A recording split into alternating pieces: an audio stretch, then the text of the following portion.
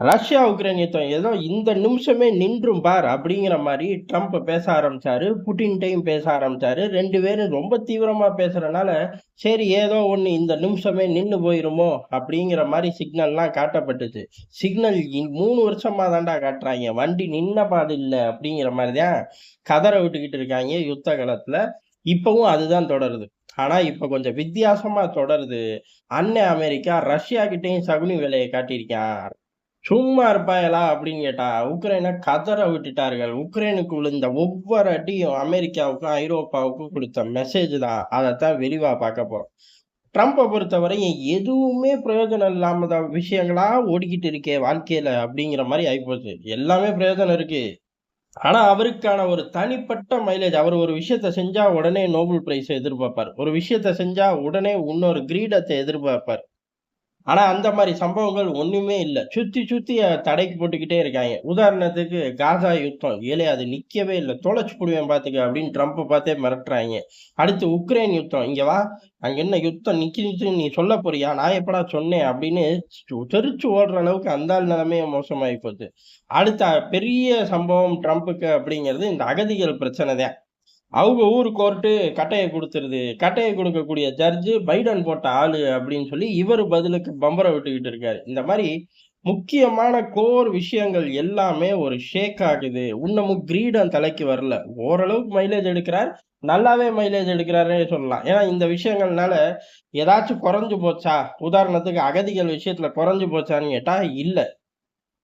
நல்லா தான் இருக்காய்ங்க. காசா யுத்தத்துல ஏதாச்சும் குறைஞ்சு போச்சா அப்படின்னு கேட்டா, அத மையமா வச்சு தான் ஈரானையே போய் தட்டிட்டாய்ங்க. அதுலயும் நல்லா தான் இருக்காய்ங்க. உக்ரைன் யுத்தத்துல ஏதாச்சும் குறைஞ்சு போயிட்டாங்களா அப்படின்னு கேட்டா, இல்ல ஐரோப்பா இப்ப யுத்தத்துக்குள்ள வந்துருச்சு. அப்படி பார்த்தா எல்லாமே மைலேஜ் தான். ஆனா ட்ரம்ப் எதிர்பார்க்கிற கிரீடம் இல்ல. உனக்கு கிரீடமே வராதுடா. அதுக்கு காரணம் என்னன்னு எனக்கு தெரியும் அப்படின்னு ஒட்டுமொத்த இந்தியர்களும் சொல்றார்கள். ஒரே ஒரு நாள் தான். ஓர் இரவு சாப்பாடு தான். அது ஆசி முன்னிற்கு ஊட்டாம இருந்தா, பயப்புள்ளையோட வாழ்க்கையே வேற மாரி இருக்கும். "நீ கோவத்துல பேசுறடா" அப்படின்னு சொன்னாலும் தப்பில்ல. அதான் எதார்த்தமான உண்மை. காரணம் என்ன? ரஷ்யா அதிபரோட இவரு பேசினதுக்கு அப்புறம் பெரும் தாக்குதல் உக்ரைனுக்குள்ள. சரி இந்த பெரும் தாக்குதலுக்கு காரணம் என்ன? அப்படின்னா, தெளிவா அமெரிக்கா விலகுறேன் அப்படிங்கிற மாரி பேச ஆரம்பிச்சுட்டார்கள். இதத்தான் ரொம்ப காலமா பேசுறாரு. இருந்தாலும் இப்ப கொஞ்சம் தீவிரமா விலகுறாய்ங்கன்னே எடுத்துக்கலாம். ஆயுதத்தையும் இனிமே தரமாட்டேன் போடா அப்படின்ட்டாரு. ஆனா இங்க தான் ஐரோப்பா குதிக்குது. ஜெர்மனி மறைமுகமாவும் குதிக்குது, நேரடியாவும் குதிக்குது. எப்படி அப்டின்னா, அவன் போனா போட்டும். நம்ம எல்லாரும் சேர்ந்து தருவோம் அப்படின்னு சொல்லி, அமெரிக்காவோட இடத்துல நான் நிக்கிறேன். எது? ஜெர்மனி நிக்குது. அப்படியாடா? சத்தியமாடா? டேய் அவன் நிறைய தந்தான்டா. நான் பாதி தரேன் அப்படின்ட்டாய்ங்க. இம்மீடியட்டாவே கட் ஆயிருச்சு பாதிக்கு. அப்ப போற போக்குல இன்னொரு ஒரு 10% 20% 25% கட் பண்ணக்கூடிய ஆட்கள் தான் ஜெர்மனி. அப்புறம் என்னடா அங்க புகை மட்டும் தானடா வரும் அப்டின்னா, அது போதும்ல எனக்கு. விஷயம் அங்க இருந்தா போதும். புகை வந்தா போதும். ஒண்ணும் காட்டெல்லாம் பத்தி எரிய தேவையில்ல அப்டிங்கிற நிலைமை தான் அன்னையில இருந்து இன்னைக்கு வரையும். அதுல மாறவே மாட்டேங்கிறாய்ங்க. பெரிய சகுனி ஐரோப்பால உள்ளவன் பூராம். அதுக்கு அமெரிக்கா என்ன தப்பு பண்ணுச்சு அப்டின்னா, ஜெர்மன் அதுல பெரிய அளவுல இப்ப ஆயுதங்கள் உக்ரைனுக்குள்ள என்ன இருக்கு? அமெரிக்க ஆயுதங்கள் நெறைய இருக்கு. அத பூரா உனக்கு வாங்கி தரேன்டா. வச்சுக்கடா. ரஷ்யாவுக்கு எதிரா சண்ட போடுறா. நானும் என் ஆயுதங்கள தரேன்டா. அப்படிங்கிற டீலுக்குள்ள தான் வரார்கள். அமெரிக்க ஆயுதங்கள் அப்படின்னாலே பேருக்கு தான் அமெரிக்க ஆயுதங்கள நான் வாங்கிட்டேன்னு சொல்ல முடியுமே ஒழிய, அமெரிக்காவோட கண்டிஷன் பொறுத்து தான் அத இயக்க முடியும். எந்த நேரம், எந்த திசை, யார நோக்கி, யார வச்சு, அம்புட்டும் அவனே வச்சிருக்கான். கடைசியில அப்படி இருந்து என்னடா அது இதெல்லாம் நல்லா ஓடும்ன 2 பாயிண்ட் தான் செய்யுது. 3வது பாயிண்ட் ஆன் ஆக மாட்டேன்னா, அதோட ரிமோட் என்ட்ட தான் இருக்கு. அது உனக்கெல்லாம் கிடையாது போ அப்படின்ருவாய்ங்க. அப்பேற்பட்ட அமெரிக்காட்ட ஆயுதம் வாங்கி உக்ரைனுக்குள்ள குடுக்குறேன் அப்படின்னா, உக்ரைனுக்கு நீ குடு என்ட்ட வாங்கி குடுன்னு அமெரிக்கா சொல்லிப்புட்டு, நம்மகிட்ட வந்து நடிக்கிறான் பாரேன் சகுனி பயன் அப்படின்னு சொல்லி தான் ரஷ்யா தெறிக்க விட்டுருச்சு. இத ட்ரம்ப் கொஞ்சம் கூட எதிர்பார்க்கல. காரணம் இவரு என்னென்ன டீல் பேசினாங்கன்னா, பொதுவாவே அமெரிக்கா, ரஷ்யா டீல்கள் அப்படிங்கிறது வெளியில வரவே வராது. நெறைய டீல்கள் ஓடியிருக்கும். ஆனா, பிரைம் மேட்டர்ல பேக் ஃபயர் ஆயிருச்சு. பிரைம் மேட்டர்ல சகுனியோட முகத்திரை கிழிஞ்சு போச்சுங்கிற மாரி தான் சம்பவத்த இந்த பக்கம் பண்ணியிருக்கார்கள். இது மட்டும் கிடையாது. ஜெலன்ஸ்கிய கூப்பிட்டு வச்சு மீண்டும் எந்திரிச்சு நின்னு கை தட்டிருச்சு ஐரோப்பா. போதுமே! அப்ப யுத்தத்த முடிக்கிற மூட்ல இந்த பயலுக இல்லை அப்படின்னு தெளிவா தெரிஞ்சுக்கலாம். இப்போதைக்கு எல்லாரும் அவன் அவன் ஊர்ல அதாவது இவ்வளோ நாள் எங்ககிட்ட ஆயுதங்கள்லாம் போச்சு. இனிமே நாங்க எங்க ஷெல்ஃப நிரப்புறக்கே நேரம் சரியா இருக்கு. வீட்டுக்காரம்மா புடவைய அடுக்குற மாரி, இனிமே நாங்க ஆயுதங்கள செஞ்சு அடுக்கணும் அப்படிலாம் பேசிக்கிட்டு இருந்தாய்ங்க. இப்ப என்னடான்னா, ஐரோப்பால உள்ள முக்கியமான ஆட்கள் எல்லாரும் ஏன் எல்லாருமே இப்போதைக்கு முக்கியமான ஆட்கள், முடிஞ்ச ஆட்கள் களத்துல இறங்கி உக்ரைனுக்காகவே ஒரு ஃபேக்டரிய எக்ஸ்க்ளூசிவா போடுறது. எங்க? அவன் அவன் ஊர்ல. அப்புறம் அத போட்டு முடிச்சோனே, இன்னொரு ஃபேக்டரிய உக்ரைனுக்குள்ள எக்ஸ்க்ளூசிவா இவர்களே போடுறது. இந்த அளவுக்கு வெறி பிடிச்சு நடந்துக்குவார்களா? அப்படிங்கிற சந்தேகமும் இருக்கு. ஆனா, சம்பவம் செய்கிறோம் அப்படிங்கிறத. சம்பவம் எப்படி?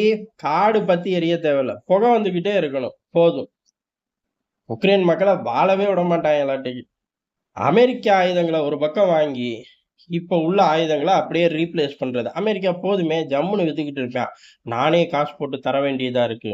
நான் அதுக்கு பதில் கனிம வளத்த எடுத்துக்கிறேன். இன்னுமே வேணுங்கிறத நீங்க காசு போட்டு என்ட்ட இருந்து வாங்கி குடுங்க. இது போதாதா? அல்வா சாப்பிடுற மாரி ட்ரம்புக்கும், அமெரிக்காவுக்கும். ஐரோப்பாவுக்கு அமெரிக்கா செஞ்சத நான் செய்கிறேன்னு ஜெர்மனி ஒத்துக்குச்சு. ஆனா அவன் பாதி தான் செய்யப் போறான். நம்ம ஏற்கனவே செஞ்சதே பாதி தான். அதுல மீதி பாதி அப்டின்னா ரொம்ப சொற்பம் தான். ஒண்ணும் பிரச்சனை இல்ல. குடுப்போம் பார்த்துக்கலாம் அப்படிங்கிற மாரி இவர்கள். எது ஜெர்மனிக்கு அடுத்து உள்ள 1 டஜன் நாடுகள். இதுல மெயின் பிளேயர் பிரான்ஸ காணோம். மேக்ரான் அவர்கள் இந்த திசை பக்கமே வரல. "You are all bad boys" அப்படின்னு சொல்லிட்டு அவர் எங்கேயோ போயிட்டாரு. பாவம் அந்த மனுஷன அப்பப்ப வீட்டுக்காரம்மா அடிக்குது. அந்த பிரச்சனைய பார்க்க போயிருக்காரா? இல்ல உண்மையிலேயே அரசியல் பிரச்சனைகள பார்க்க போயிருக்காரான்னு தெரியல. நல்ல மனுஷன் நமக்கு நண்பன். அதனால அரசியல் பிரச்சனைய பார்க்க போயிருக்கான்னே சொல்லிருவோம். அப்ப பிராந்தியத்துல ஒரு ஹெவி வெயிட் ஆள் இல்லாம இந்த திட்டம் எவ்வளவு சிறப்பா நடக்கும்னு நம்ம சொல்லவே தேவையில்ல. இது கட்டாயம் பாதி தான் நடக்கும். மீதி படுத்து தூங்கிரும். அப்புறம் என்னடா ஆளக்காணோம் இருக்கேன் அப்படின்னு நடப்பாய்ங்க. பழையபடி இன்னொரு ஒரு 3 வருஷத்த ஓட்ட வண்டிய ரெடி பண்ணி வச்சிருக்காய்ங்க. ஏலே அடிக்கிற அடியில அவன் சிதறிருவான், காணாம போயிருவான். அதுக்கடுத்து செஞ்சதுக்கெல்லாம் நீங்க தான்டா பலியாக போறீங்கங்கிறதுக்கு தான் பெரும் தாக்குதல ரஷ்யா குடுத்திருக்கு. அமெரிக்காவுக்கும், ஐரோப்பாவுக்கும் மறைமுகமா விழுந்த அடி. ஆனா அந்த அடிய பூரா உக்ரைனுக்குள்ள தான் இறக்கியிருக்கார்கள். தலைவனுக்கு ஒரு அடியும் இல்ல. தலைவனுக்கு மறுபடியும் ராஜ மரியாதை ஐரோப்பால. கூப்பிட்டு வச்சு பேச பேச எந்திரிச்சு நின்னு கைய தட்டி, அடேங்கப்பா டேய்! என்னடா 3 வருஷத்துக்கு முன்னாடி ஆரம்பிச்ச இடத்துக்கே வந்துட்டீங்க அப்படிங்கிற மாரி தான் இருக்கும் பார்க்கிறவன் பூரா. அப்ப இவனுங்களுக்கு முடிக்கிற மூடே இல்லையா? நாங்க இன்னும் ஆரம்பிக்கவே இல்லையே. நாங்க என்னைக்கு அள்ளி குடுத்தோம்? அள்ளியே குடுக்கல, கிள்ளி தான் குடுத்தோம். அந்த கிள்ளிய குடுக்கறத ஏன் நாங்க நிறுத்தணும்? அப்படிங்கிற மாரி ஐரோப்பா இருந்துச்சு. ஆனா இந்த தாக்குதலுக்கு அப்புறம் கொஞ்சம் ஜர்க் ஆயிருப்பாய்ங்க. பின்வாங்கவும் வழி தான் ஆட்டோமேட்டிக்கா பிரான்ஸ் பண்ணி வச்சிருக்கேன். நான் பிரான்ஸ் ஆளுப்பா. பிரான்ஸ் பக்கம் போய் நின்னுக்கிறேன்ப்பா. அப்படின்ட்டு அந்த பக்கம் தவுவார்கள். ஆனா ஜெர்மனி ஏறக்குறைய அவர்களுக்கு ரத்த வாடை வந்துருச்சு. அதனால மீண்டும் ஒரு பெரும் யுத்தம் வந்தே தீரும். இப்ப நடக்கிறது பூரா குட்டி குட்டியா ட்ரிகர் ஆகிக்கிட்டே இருக்கு. பெரும் யுத்தம் வெடிச்சே தீரும். அதுல பழைய 2ஆம் உலக பிளேயர்கள் பூரா வலுவா கொடிய பறக்க விட துடிப்பார்கள். அப்ப எவனாலயும் அடக்க முடியாது. இந்த உலகம் மீண்டும் ஒரு பெரும் யுத்தத்த சந்திச்சே தீரும். அதுக்குதான் இம்புட்டு பிளேயர் சொல்லியும் வரவன் போறவன் பூரா பிளேயர் சொல்லி போட்டு வச்சிருக்கான். அதான் உக்ரைன்ல நேத்து அனுபவிச்சிருக்கார்கள். அடுத்து ஒட்டுமொத்த உலகமும் அனுபவிக்குமா, அனுபவிக்காதாங்கிறத காலம் தான் உணர்த்தும். அப்ப விரிவா நம்மளும் பார்ப்போம்.